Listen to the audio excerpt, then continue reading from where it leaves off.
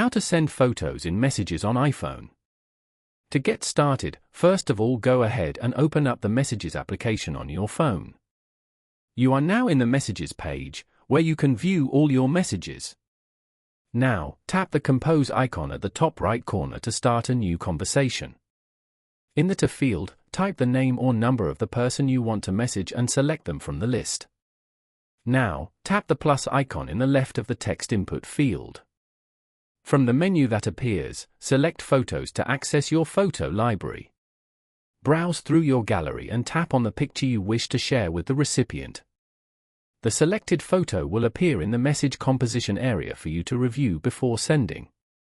Finally, tap the arrow icon on the right to send your photo.